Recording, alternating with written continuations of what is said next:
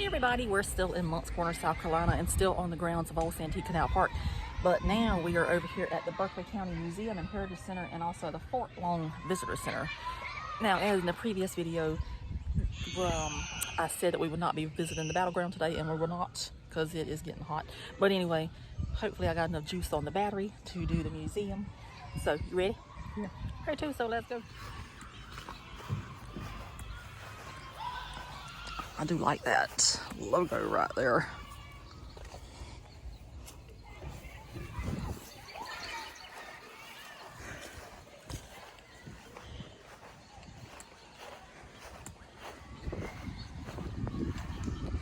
And this over here says honoring Berkeley County Confederate soldiers. That's a lot of names. And this back here is the museum.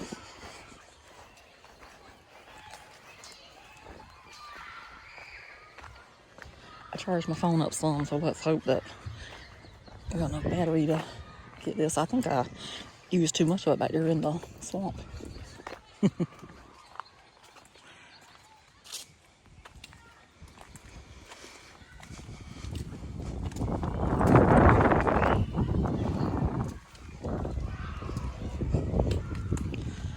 All these houses with these porches like this.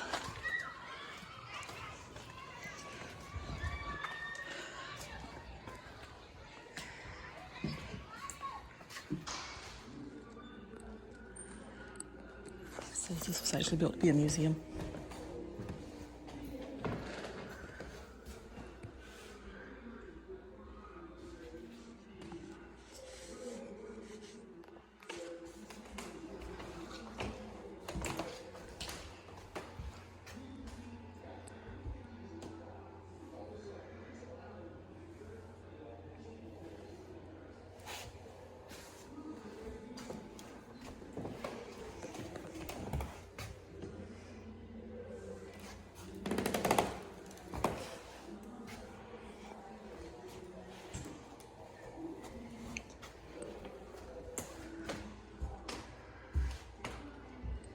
All kind of shark teeth there.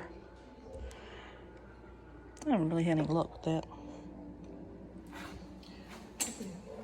Evolution of dogs, evolution of cats, elephants, and rhinos. That's interesting.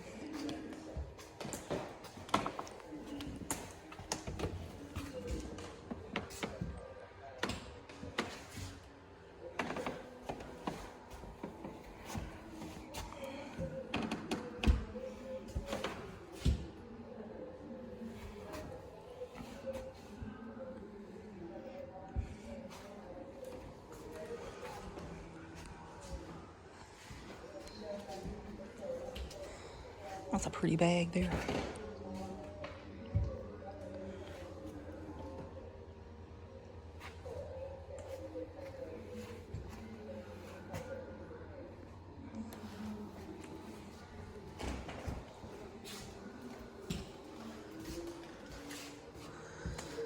And that said, Colonial Berkeley County, created on May 10th, 1682, Berkeley was one of South Carolina's first 3 counties.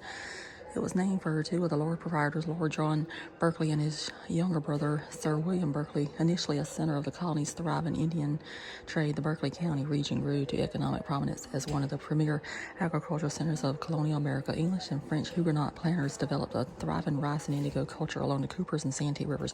As early as the late 1670s, English colonists from Barbados settled in the Goose Creek area, which became the home base of the politically powerful Goose Creek men.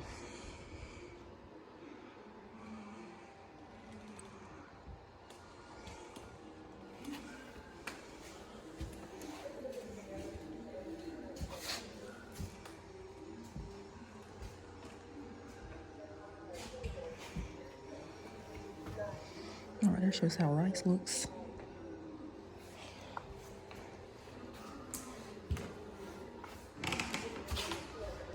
And there is the swamp fox with a little fox down there.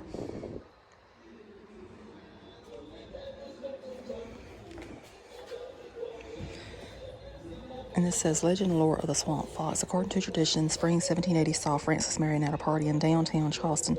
To encourage the partygoers to stay until the early morning hours, the doors to the home were locked. Marion, wanting to escape, is said to have jumped from a second-story window. Unfortunately, he badly injured his ankle. Because he had gone to Berkeley County to recuperate from his injury, Marion was able to avoid capture from Charleston and fell to the British on May 12th. Did Marion want to leave the party because he didn't drink? It's unlikely that Marion didn't drink alcohol due to the culture of the era. In a letter to Major General Benjamin Lincoln in March 1780, for example, Marion claimed his men were entirely out of rum. Some 19th century sources call him abstemious, meaning he wasn't indulgent in his drinking. Thus, is far more likely than a total abstention from alcohol. And they said that's where he jumped.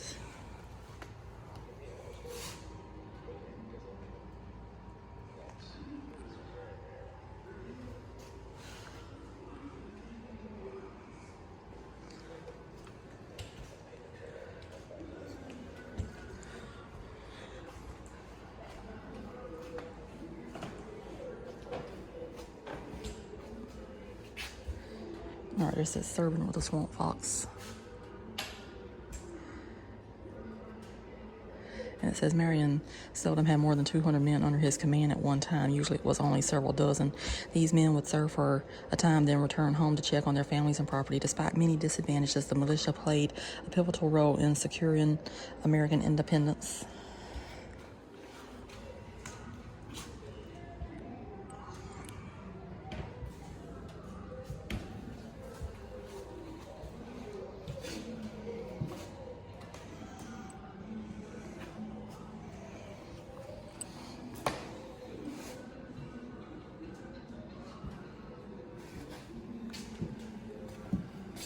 So this right here would have been Francis Marion's wife. And her name was Mary Esther Vido Marion. And she was born September 17th, 1737. Her parents were born in South Carolina, but her grandparents were born in France. They came to South Carolina to escape the religious persecution of the Huguenot religion in France. And this was also true of Francis Marion's family.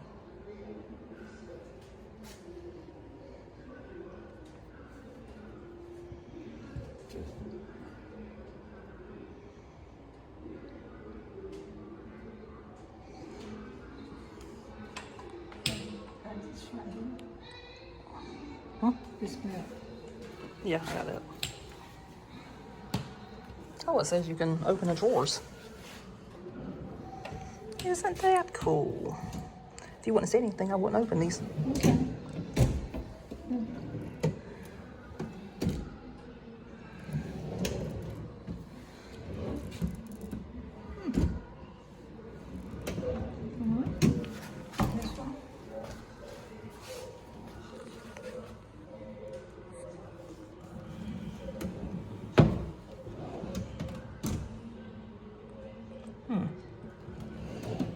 Was this in here last time we came? I've never been in here. We've been in here several times, but I don't. You and your daddy have. Oh. I thought you'd been in here too. No. I don't remember this. Maybe it was here.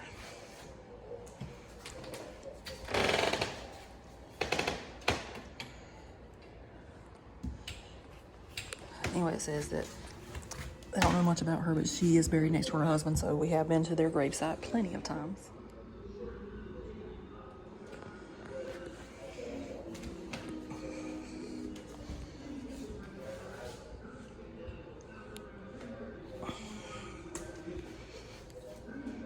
I don't remember this stuff being in here. I mean, it has been a long time since I've been in here, but...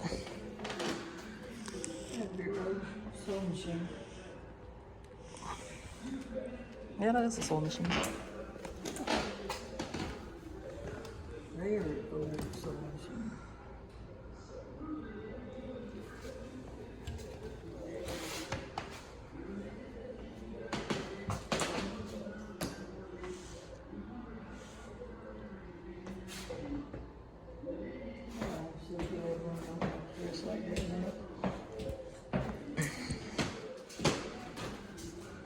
I know. I would not want to wear something like that. I mean, it's beautiful, but I would not want to wear it.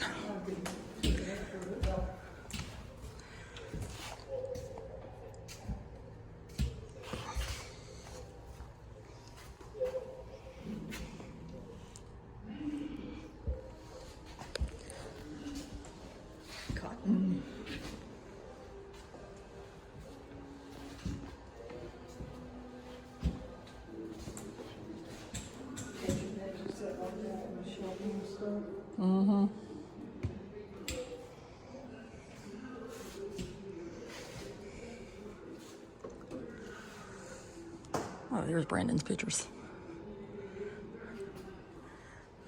So we actually know this photographer. He's a really good Facebook friend. That's Brandon's pictures there. Mm-hmm. He is an excellent South Carolina historian.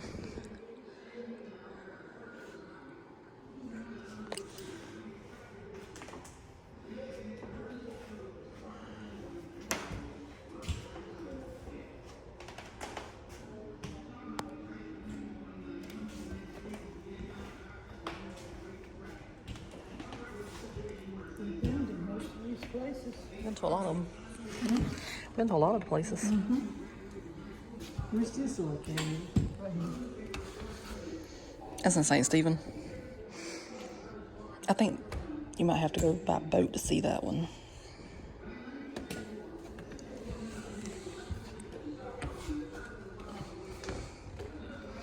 We've passed by that plenty of times. That's on the way to Mepkin Abbey.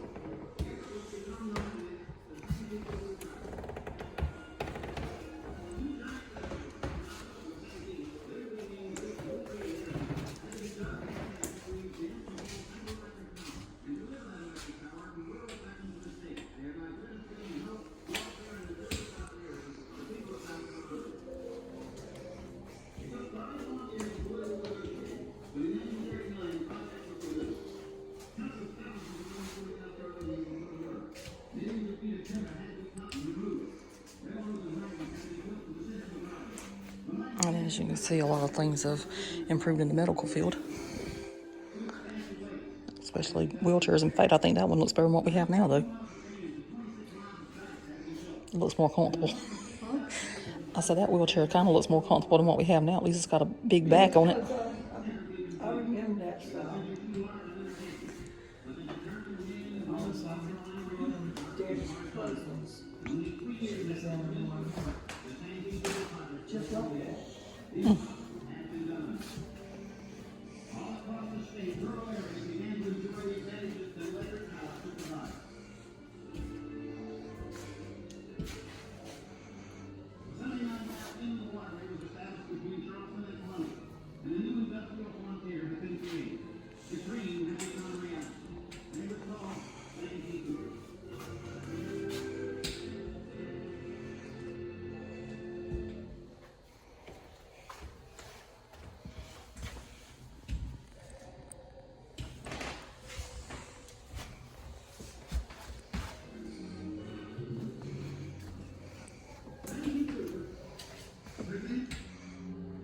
Oh, that's how I used to keep babies. That was an incubator.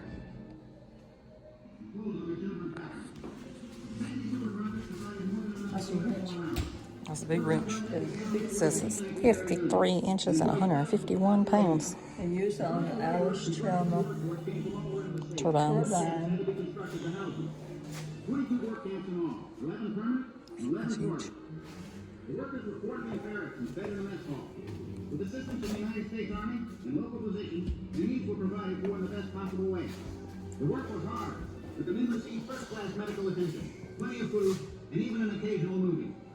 The work accomplished by the men in these work camps almost boggled the imagination. The telephone train. Driven by stubborn southern pride and a restlessness brought on by the Oh, it says you can lift this one. these men completed the Santee Cooper project in only 31 months. Don't kill it. It was a marvel then and today. that I don't hear anything. could ever complete such a project in only 31 months. The men of the Santee Cooper work camps and the job they accomplished will be honored for generations to come. That's an old man. Mm-hmm. Here's the buttons. Okay.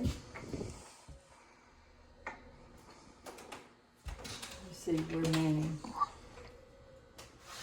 Means way over there. Bono. Santee Cooper Santee. presents Ellery. Creating the Longswell. Lakes. St. Matthews. In all of American history, one of the most amazing George. stories involving man and machine is the Santee he Cooper project. Designed to provide rural Sullivan. South Carolina with hydroelectric power, the Santee Cooper project called for the creation of 2 giant lakes. It's way over there. The question was, What, how could Remy? this be accomplished? The answer? Through the back-breaking efforts of South Here. Carolinians. The areas where the lakes were to be formed were heavily forested, and nearly 9,000 workers from all around the state were employed to log, clear, and mill the timber. At the end of the project, over 200 million feet of timber had been cut and sold. Much of the timber, though, had no resale value and was either burned or cut down to stumps so it would not float when the lakes were filled in. St. Stephen. The entire operation proceeded at a breathtaking pace. Oh, that's in only cool. 2.5 years, these hardworking men cleared 171,000 acres of swamp Diversion forest, canal. excavated and moved 72 million cubic yards of earth, Rediversion canal. and poured 3.1 million Oh, cubic look at yards of that. Old concrete. Santee Canal riverbed. But their incredible efforts paid off. The Santee Reservoir Dam. and the Santee Reservoir were Phenopolis flooded Dam. with water ahead of schedule. St. Stephen Power Station. On February 17, 1942, Santee Cooper generated its first electricity. It was a proud day for all South Carolinians. The dedicated efforts of man had triumphed once again over the patient resistance of nature.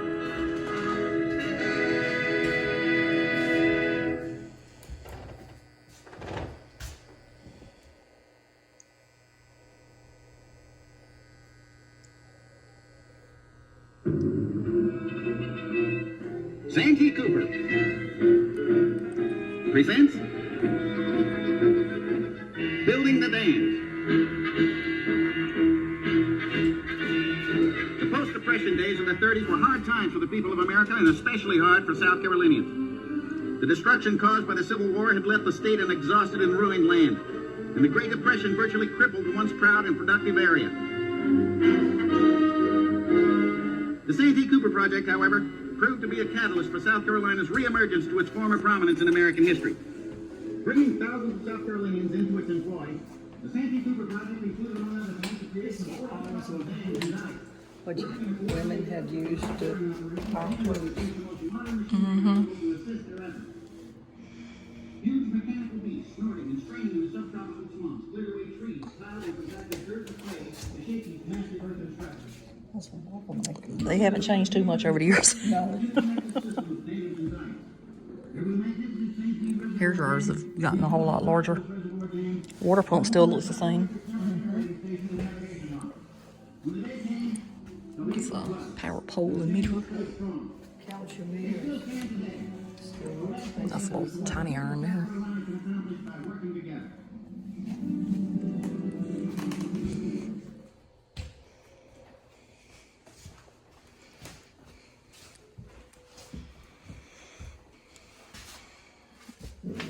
That's currently not working. It says it's not working.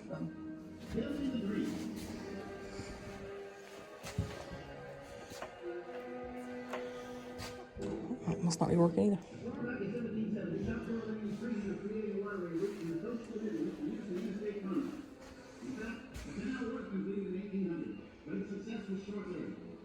It talks about the moonshine here. So that one right there says it was seized by the order of the High Sheriff of Berkeley County.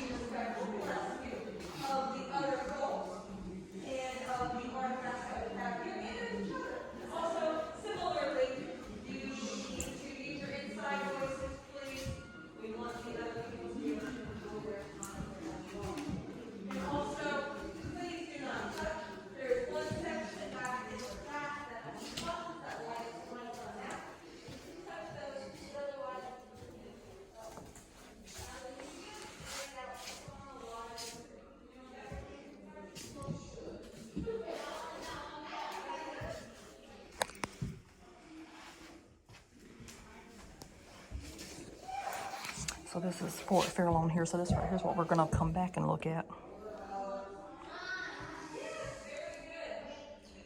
Have to be down here. I know we got to be here whenever they open to do that. We thought we were being clever by going to do the other walk first, but I think we should have probably done the battlefield first.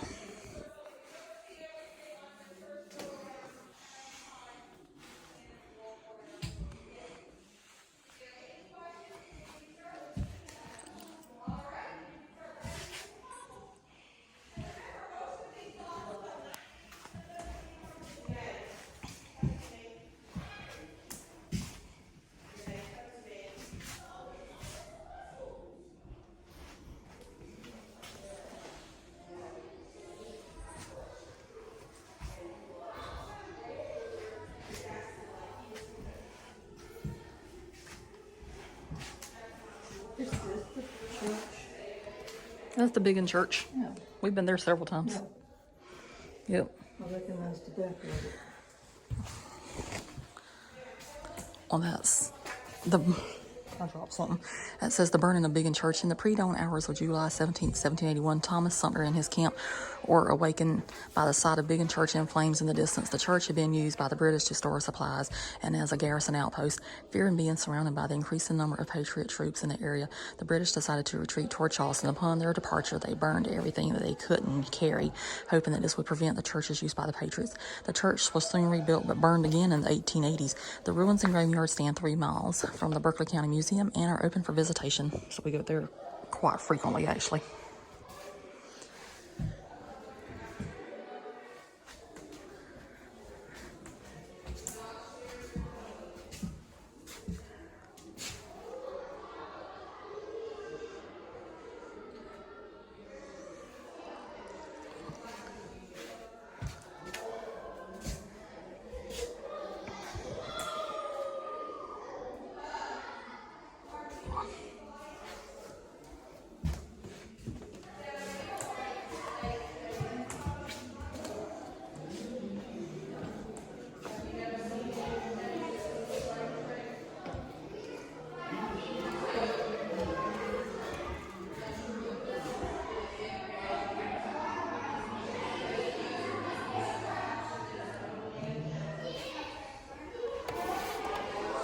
So right there's stuff from the Spanish Mount down there at Edisto Beach State Park, which we have been there in a video.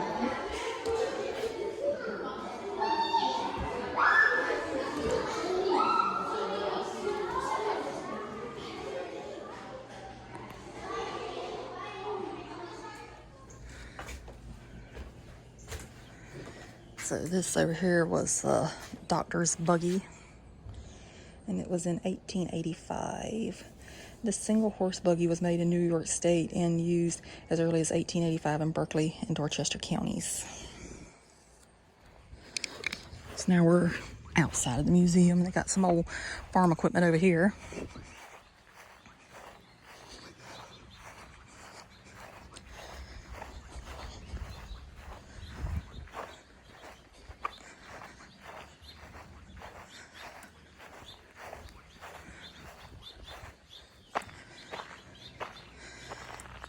And this right here is the Santee Cooper Hydroelectric and Navigation Project. And these were WPA work cottages. Land clearing for the construction of the Santee Cooper Hydroelectric and Navigation Project from 1939 and 1942 necessitated the building of 22 work camps, 11 of which were portable, so they could easily be removed to other locations as work progressed. The men were housed in barracks like these two, which were located in Panopolis, South Carolina. Larger barracks were 2 stories. The camps provided clean, healthy quarters and nourishing meals. Labor was largely provided by the Works Progress Administration, or WPA, overseeing the project for the Public Works Administration. Both agencies were part of President Franklin D. Roosevelt's New Deal National Recovery Program. And you got pictures right there of how that would have looked.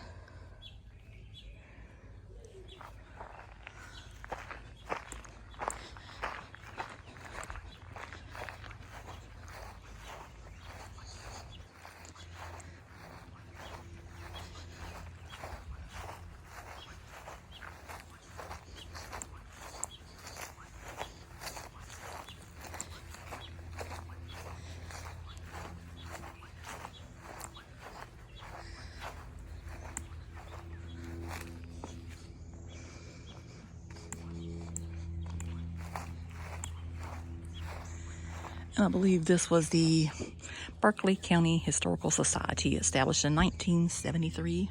It's on the building right there.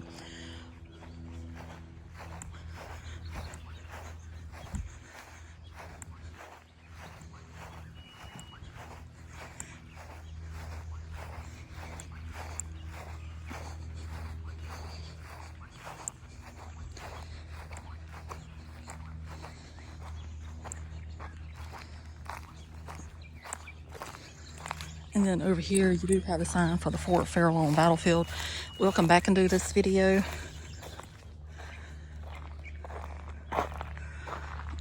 So that is a future event there. It might be whenever it cools down some. maybe September, October. Probably whenever the park over there gets really pretty. We'll see.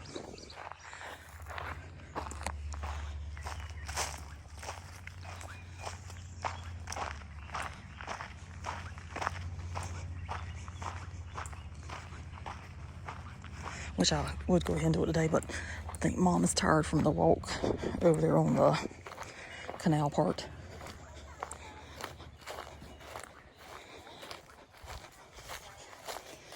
And this over here is a replica.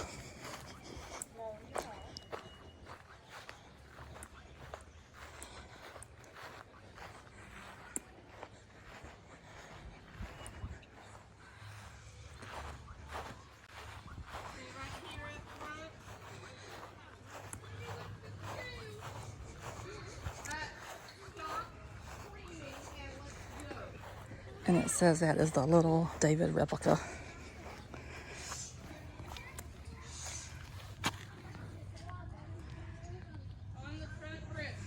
I'll just have to let you read that one for yourself because that teacher is over there controlling her students. And I think she's louder than I am. So